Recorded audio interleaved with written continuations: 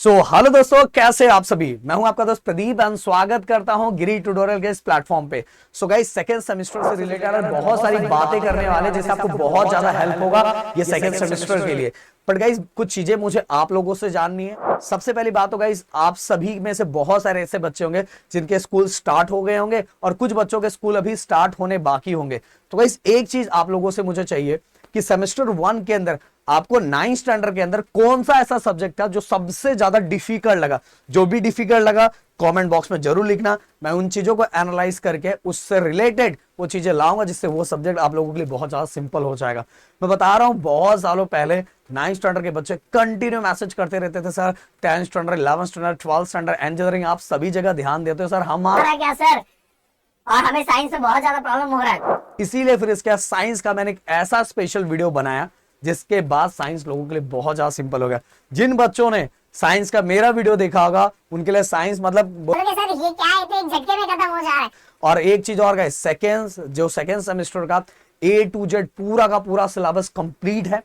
आप जाके प्लेलिस्ट जाके देखो, अभी से पढ़ना स्टार्ट कर सकते हो और अपनी तैयारी जोरों शोरों से स्टार्ट कर सकते हो। एक बार वीडियोस तो जाके देखो और वीडियो देखने का दोस्तों तक शेयर भी करना, क्योंकि 9th स्टैंडर्ड के एनालिटिकल पे जब चीजें दिखती है तो 9th स्टैंडर्ड के बच्चों के लिए काम करने में गाइस और ज्यादा मजा आता है। तो प्लीज, मैं आपके लिए पूरा लगा हुआ हूं, बट आपका अगर रिएक्शन दिखा तो आपके प्रदीप सर का एक्शन नेक्स्ट लेवल का होता है।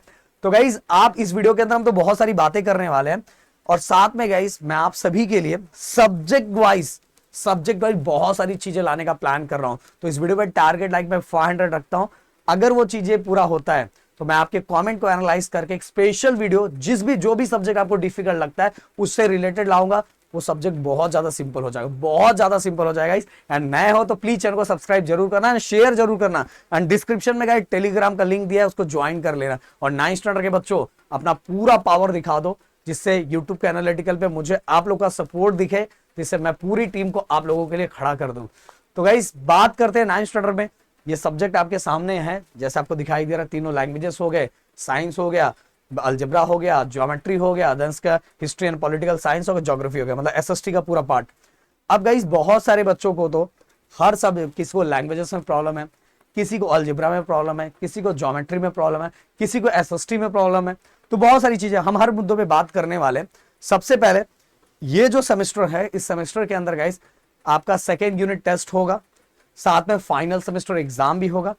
और अब क्या होगा कि आपका हाफ सिलेबस आगे वाले सिलेबस में आने वाला, मतलब आगे ये सेमेस्टर के अंदर हाफ सिलेबस आने वाला है। अराउंड मुझे जहां तक लग रहा है दिसंबर या जैन में आप सभी का सेकेंड यूनिट होगा। और फिर इसके बाद मार्च या अप्रैल, बहुत सारे जगहों मार्च के एंडिंग में भी हो जाता है और बहुत सारे जगहों पे अप्रैल में होता है फाइनल सेमेस्टर एग्जाम। तो देखा जाए आपके पास एक अच्छा खासा टाइम है यूनिट टेस्ट में बहुत अच्छा स्कोर करने के लिए। यूनिट टेस्ट में हार्डली गाइस दो चैप्टर आएंगे। साइंस के अंदर 2 चैप्टर आएगा, मतलब फिजिक्स और केमिस्ट्री को मिला के 2 चैप्टर और बायो को मिला के 2 चैप्टर। उसी तरह से अलजेब्रा में अगर देखा जाए तो 1 या 2 चैप्टर आएगा, 2 चैप्टर, और साथ में ज्योमेट्री के अंदर भी 2 चैप्टर। तो भाई गाइज, आपके पास ऑलरेडी बहुत अच्छा खासा टाइम है। और लैंग्वेजेस की मैं बात कर रहा हूँ यार, लैंग्वेजेस में ना बच्चे देखो, 9th स्टैंडर्ड में बहुत सारे स्कूलों में हो सकता है अगर आपको मार्क्स कम मिल रहे होंगे तो अपने दिमाग में ये मत बिठा लेना कि आपको लैंग्वेजेस आता नहीं है। ऐसे बहुत सारे एग्जाम्पल हमने सेट किए हैं कि जिन्होंने 9th स्टैंडर्ड के अंदर लैंग्वेज में बहुत कम मार्क्स थे, पर 10th स्टैंडर्ड के अंदर लैंग्वेजेस के अंदर उन्होंने 90+ स्कोर किया है। देखो, 9th में मार्क्स कम आने के बहुत सारे रीजंस होते हैं। बहुत सारे टीचर्स अपने ईगो पे लेके बच्चों को हर जगह बिना मतलब के रीजन, क्योंकि लैंग्वेजेस में मार्क्स कट किया जा सकता है। कोई कितना भी बोले, कितना भी करे, वो कट कर सकते हैं। उनके हाथ में होता है, कट करके उड़ा सकते हैं। किसी बच्चों को हाफ ऑफ मार्क्स, अगर सब कुछ अच्छा है, सब कुछ देने लायक है, फिर भी उसका हाफ ऑफ मार्क्स उड़ा सकते हैं। और जिसका कट करने लायक है उसको पूरा मार्क्स भी दे सकते हैं। ये लैंग्वेजेस का है कि बहुत सारे टीचर पे डिपेंडेंट होता है, बट बोर्ड में गाइस ऐसा नहीं होता है। इसीलिए बच्चों को वो चीजें बेनिफिट्स होते हैं, जाके आगे जाके फायदा होता है। ऐसे बहुत सारे बच्चे होते हैं जिनको 9th में लैंग्वेजेस में बहुत अच्छे मार्क्स मिलते हैं, पर 10th में वो कहीं दिखते ही नहीं है। तो गाइस, मैं बोल रहा हूं, अपना कॉन्फिडेंट लो मत करो। अगर आप एनालाइज कर पा रहे हो कि यार आप बहुत सही लिखते हो, फिर भी टीचर उसको अच्छा मार्क्स दे रही है और आपको नहीं दे रही है, तो बिल्कुल टेंशन मत लो।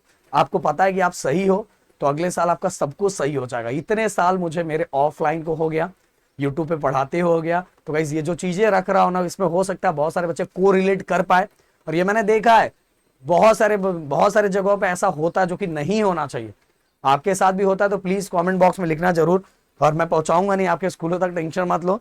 और आपके अंदर वो गट्स तो होना चाहिए चीजों को देखने का कि हाँ सर मेरे साथ बहुत बार ऐसा होता है। बट गाइस सिंपल सी बात, अगर लैंग्वेजेस में आपने राइटिंग स्किल और ग्रामर पे अच्छी तरीके से फोकस कर लिया, और हमारे चैनल पे गाइस वो एक एक वीडियो जो वन शॉट वीडियोस है उसको देख लोगे, देखो 9th और 10th के लैंग्वेजेस एंड राइटिंग स्किल का जो पार्ट है वो सेम है। पहले बता देना चाहो, बिल्कुल सेम है, 100% सेम है। आपको पूरी तरह से करके रखना चाहिए। इवन कॉम्पोजिशन का जो बुक होता है वो आपको रीड करने की हैबिट डालनी चाहिए। अगर लैंग्वेजेस में आपने इतना करके रखा ना, पक्का गारंटी बोल रहा हूं कि अगले साल जो चीजें बताऊंगा उन चीजों को कंटिन्यू आपने फॉलो कर लिया तो आप 90+ लैंग्वेजेस में स्कोर कर लोगे। और वो टीचर जो टीचर आपको ये बोलते हैं, मम्मी को बुला के पापा को बुला के ये कैसा लिखता है, ये तो फेल हो जाएगा, ऐसा वैसा, उनको अच्छे से समझ में आ जाएगा और उनके लिए मिठाई का डब्बा लेके जाना। समझ में आ रहा है? तो मैं बता रहा हूँ कि एक मेरा स्टूडेंट था, उस स्टूडेंट को मतलब लगातार स्कूल के अंदर बोला जाता है, टीचर चिल्लाते थे कि ये कैसे लिखता है, कैसे करता है, ये तो कुछ नहीं कर पाएगा, ऐसा वैसा। और टीचर, उसके पेरेंट्स मेरे पास हमेशा आते रहते थे। मैं जब उसकी चीजों को देखता था मैं सेटिस्फाई था। मैंने बोला कि आप टेंशन मत लो, अगर आपको हम पे भरोसा है टेंशन मत लो, बहुत कुछ अच्छा करेगा। बट जब स्कूलों में पेरेंट्स को बुला के सुनाया जाता तो उनको थोड़ा टेंशन आता है, अरे कुछ गड़बड़ हो जाएगा क्या। फिर मैंने बोला अगर आपको हम पे भरोसा है तो बस बोर्ड एग्जाम का वेट करो, इस बच्चे का जलवा उसके अंदर दिखेगा। और सच बोल रहा हूं, जैसे रिजल्ट आया, इतने सालों से जिस बच्चे को बोला जा रहा था लैंग्वेजेस के अंदर, उसने 92 मार्क्स स्कोर किया था हिंदी लैंग्वेज के अंदर, जिसके अंदर उसको सबसे कम मार्क्स मिलता था। 92+ मार्क्स मिला था गाइस, 92। समझ में? घर वाले शौक। और बाद में उसी बच्चे ने वो उसी टीचर के लिए मिठाई का डब्बा लेके गया था, जो बहुत बार बार बोलते थे, मैंने भिजवाया था कि स्पेशल लेके जा, खिला के। तो गाइस आपका हैंडराइटिंग, अब जैसा मेरे पास बहुत सारे ऐसे भी पेरेंट्स आते हैं लैंग्वेजेस को लेके कि सर मेरे बच्चे का हैंडराइटिंग बहुत ज़्यादा खराब है, बहुत ज़्यादा, हद से ज़्यादा खराब है, तो अब वो क्या, उसको बहुत ज़्यादा प्रॉब्लम क्रिएट होगा, तो किसका हैंडराइटिंग सही करना चाहिए। मैं उनको सजेशन एक ही देता हूँ, देखो हैंडराइटिंग सही करने का टाइम जा चुका है। First standard, second standard, third standard, fourth standard, fifth standard, six standard तक हो सकता था। अब अगर वो करने जाता है, देखो कोई भी चीज ऐसा नहीं कि इम्पॉसिबल नहीं है, सब चीज पॉसिबल है। बट अगर अब करने जाता है तो अब टाइम बहुत कम है, और एग्जाम में जो पेपर होता है वो 3 घंटे के लैंग्वेजेस के पेपर होते हैं। अगर उसमें वो हैंडराइटिंग बनाना बैठ गया तो उसका पेपर छूट जाएगा। इसलिए उसका हैंडराइटिंग जैसा वैसे ही रहने दो। बस अब पेपर को उसको जो प्रैक्टिस करना है नीट और क्लीन रखने का, और नीट और क्लीन रखा तो उसको बोर्ड में पूरे के पूरे मार्क्स मिलेंगे गाइस, पूरे के पूरे मार्क्स मिलेंगे जैसा बाकी बच्चों को मिलता है, कोई भी ज्यादा डिफरेंस नहीं होता।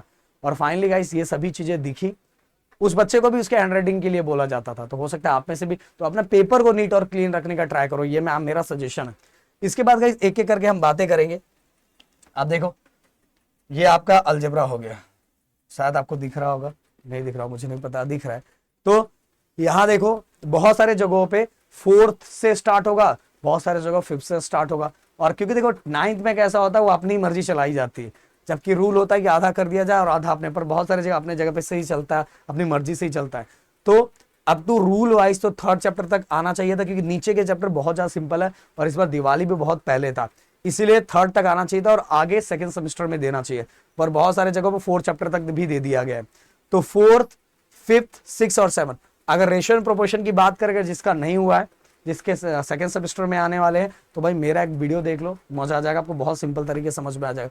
लीनियर इक्वेशन 2 वेरिएबल कुछ भी नहीं है, ओनली 2 एक्सरसाइज है गाइस, 2 एक्सरसाइज।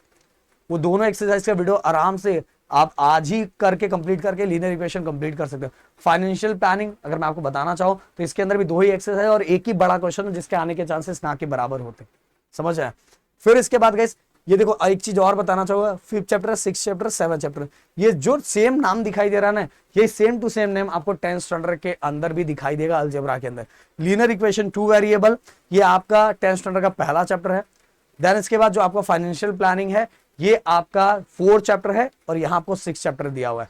इसके बाद गाइस जो लास्ट चैप्टर है वही वहां अलजेब्रा में 6th चैप्टर आपको दिया है, मतलब वहां भी लास्ट चैप्टर है, मतलब ये नीचे के जो तीनों चैप्टर है ना, इससे रिलेटेड 10th में आपको दिखाई देगा।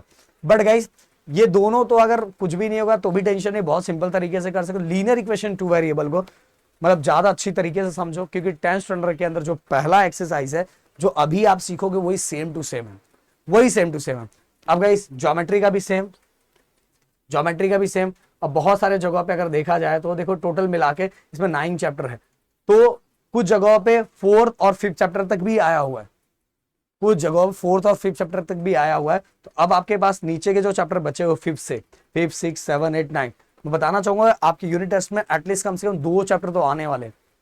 तो आपको तैयारी अभी से यूनिट टेस्ट की करना स्टार्ट कर देना चाहिए, जिससे आपका स्कोर बहुत अच्छा, और सब चीजें जो चीजें बची है वो भी अपने चैनल पे लाने का ट्राई करेंगे। और ये सर्कल हो गया, कोऑर्डिनेट ज्योमेट्री हो गया, ट्रिगो हो गया, ये सभी चीजें अपने चैनल पे हमने बना के रखा है। अभी से आप पढ़ना स्टार्ट कर सकते हो।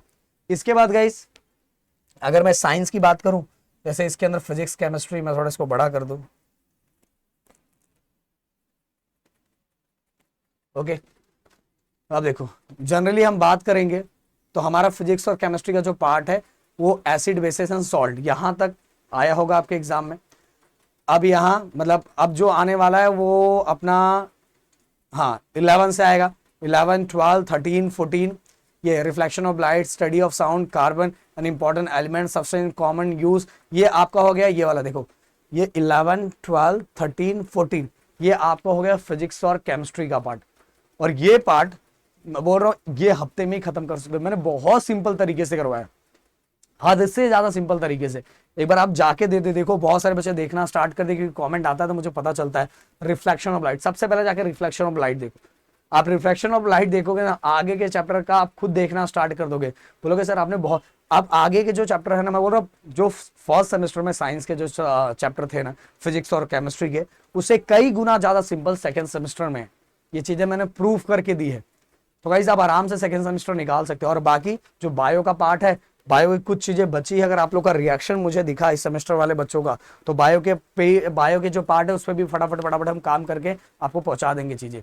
अब गाइस देखो अपना history and geography, history and geography का प्लान हम लोग ये कर रहे हैं कि हम इसके वन शॉट वीडियोस लाए और वन शॉट और ट्रिक वीडियोस लाए, जिससे आप बहुत आराम से, बहुत अच्छी तरीके से इसको लर्न कर पाओ। क्योंकि बहुत सारे बच्चों को याद नहीं हो पाता, बहुत सारे बच्चों को प्रॉब्लम होता है कि उनको याद नहीं होता, समझ में आया। तो वो चीजें हम करने का प्लान कर रहे हैं।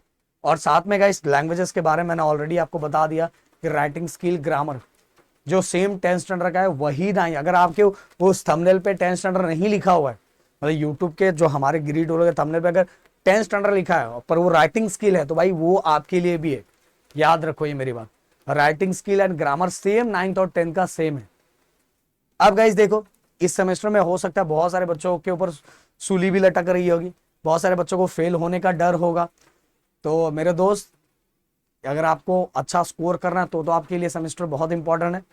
अगर आपको फेल होने का डर है तो मैं बोलूँ आज से ही पढ़ना स्टार्ट कर दो, और जो मैंने बोला वो देख के पढ़ना स्टार्ट कर दो, आपके लिए चीजें आसान हो जाएगी। और ये जो फेल होने का टेंशन बिल्कुल खत्म, और पास नहीं बहुत अच्छा स्कोर करोगे। अगर यहाँ स्कोर करोगे तो आपका कॉन्फिडेंट लेवल बहुत बढ़ जाएगा, और कॉन्फिडेंट लेवल अगर एक बार बढ़ गया गाइस तो आपको 10th में कोई रोक नहीं सकता अच्छा स्कोर करने से गाइस। तो शायद मेरी बात समझ में आई होगी। मिलते हैं नेक्स्ट वीडियो में। Thank you so much guys. जय हिंद एंड जय महाराष्ट्र दोस्तों।